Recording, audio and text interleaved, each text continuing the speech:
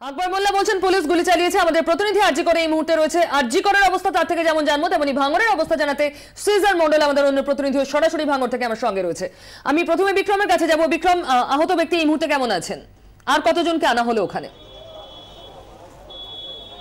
দেখো সন্ধ্যে 7টা নাগাদ আকবর আলী মোল্লাকে নিয়ে আসা হয় আরজিকর হাসপাতালে। তারপর তাকে এমার্জেন্সিতে নিয়ে আসার পর তার প্রাথমিক চিকিৎসা করা হয়, তার বিভিন্ন পরীক্ষা নিরীক্ষা করা হয় এবং এই মুহূর্তে তাকে অ্যাডমিট করা হয়েছে।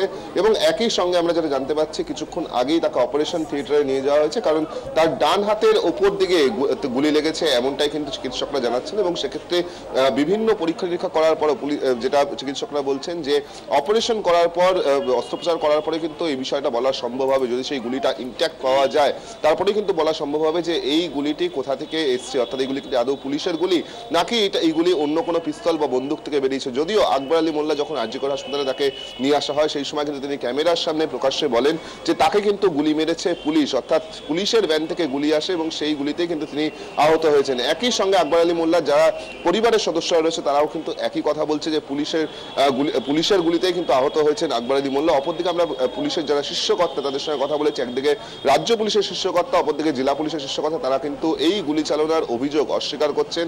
তারা যেটা জানাচ্ছেন যে পুলিশের তরফ থেকে কোনো গুলি চলেনি। সেক্ষেত্রে এই গুলি কিভাবে লাগলো আকবর আলী মোল্লা বা অন্যদের গায়ে, সেই বিষয় নিয়ে একটা প্রশ্ন উঠছে। সেই প্রশ্নের কিন্তু উত্তর পাওয়া যাবে যদি আকবর আলী মোল্লার হাত থেকে যদি ইনট্যাক্ট বুলেটটি পাওয়া যায়। সেই বুলেটটি ব্যালিস্টিক পরীক্ষা করেই কিন্তু এই বিষয়টা স্পষ্ট হওয়া যাবে যে এই গুলিটি পুলিশের। যে কে গুলি ছুড়লো, অর্থাৎ পুলিশ বলছে যে পুলিশ গুলি করেনি, অন্যদিকে যারা গুলিবিদ্ধ হয়েছেন তাদের বদ্ধ ধারণা যে পুলিশ গুলি ছুড়েছে। আজ দিনভর সেখানে ছিলেন আমাদের প্রতিনিধি সিজার মন্ডল, আমাদের সঙ্গে রয়েছেন এই মুহূর্তে। তবে সিজার, আজ দিনভর সেখানে কি দেখলেন আমরা প্রথমে সেটা দেখে নেব।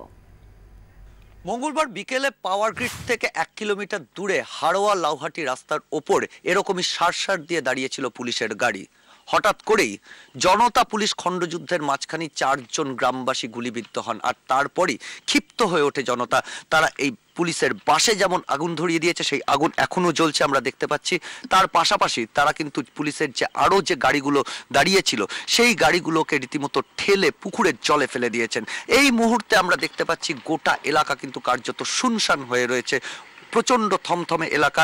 এবং সেই জায়গায় দাঁড়িয়ে গ্রামবাসীরাও আশঙ্কা করছেন যে কোনো সময় পুলিশ আবার হামলা করতে পারে, এবং সেই কারণে মোটামুটি সব গ্রামই কিন্তু কার্যত ফাঁকা। এই মুহূর্তে গ্রামের যারা বাসিন্দারা অধিকাংশই মাঠে আশ্রয় নিয়েছেন, এমনই আন্দোলনকারীদের দাবি। ক্যামেরায় চাঁদ মিয়ার সঙ্গে সিজার মন্ডল, 24 ঘন্টা। চলে যাবো সিজারের কাছে। সিজার, সর্বশেষ কি পরিস্থিতি?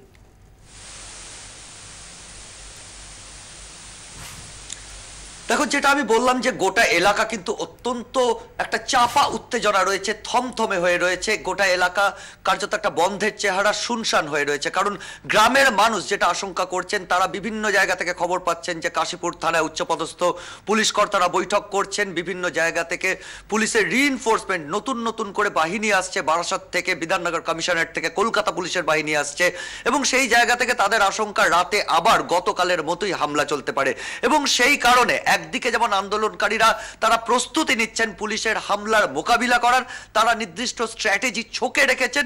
তার পাশাপাশি সাধারণ মানুষের ওপর যাতে পুলিশি নির্যাতন না হয় সেই জায়গা ভেবে অধিকাংশ সাধারণ মানুষই কিন্তু বাড়ি ছেড়ে তারা মাঠে আশ্রয় নিয়েছেন। এটা আন্দোলনকারীদের সূত্রেই আমরা জানতে পারছি।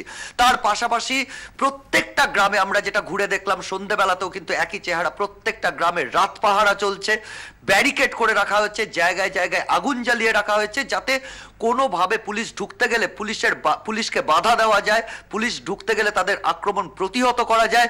এবং সেই জায়গায় দাঁড়িয়ে কিন্তু ইতিমধ্যে দুটো ডেভেলপমেন্ট হয়েছে। একটা আমরা জানতে পারছি যে এই মুহূর্তে গ্রামবাসীরা বিভিন্ন জায়গা থেকে আমাদের অভিযোগ করছেন যে মূলত শ্যামনগর, ঢিপঢিপে এই সমস্ত এলাকাতে আরাবুল বাহিনী নাকি বোমাবাজি করছে। আমরা এই মুহূর্তে পাওয়ার গ্রিডের সামনে দাঁড়িয়ে সেই আওয়াজ শুনতে পাচ্ছি। দূরের বিভিন্ন গ্রামে কিন্তু বোমার আওয়াজ হচ্ছে এবং সেটা গ্রামবাসীদের অভিযোগ যে এই বোমাটা কিন্তু চার্জ করছে, এই বোমা কিন্তু ফেলছে আরাবুল বাহিনী গ্রামবাসীকে সন্ত্রস্ত করতে, যাতে তারা এই আন্দোলনদের পথ থেকে সরে দাঁড়ান। এবং অন্যদিকে যে ডেভেলপমেন্টটা আমরা শুনতে পাচ্ছি যে রাতের এই মুহূর্তে কিন্তু পুলিশ কোনোভাবে গ্রামে ঢোকার কোনো ঝুঁকি নিতে চাইছে না।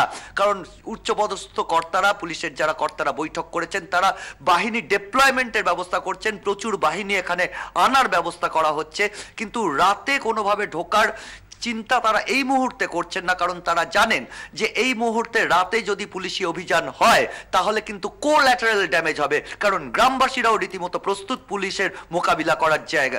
সেখানে গ্রামবাসীদের দিকেও রক্তপাত হওয়ার সম্ভাবনা রয়েছে এবং রাতের অন্ধকারে গ্রামের অচেনা পথে পুলিশ ঢুকলে তাদের ক্ষেত্রেও কিন্তু আহত হওয়ার সম্ভাবনা রয়েছে। সেই কোল্যাটারাল ড্যামেজ আটকানোর জন্য কিন্তু এই মুহূর্তে রাতের পরিকল্পনা এখন পর্যন্ত নেই, আমরা কিন্তু এটাই পুলিশ সূত্রে জানতে পারছি। পিউ, সিজার, অনেক ধন্যবাদ, তুমি নিজেও সাবধানে থেকো।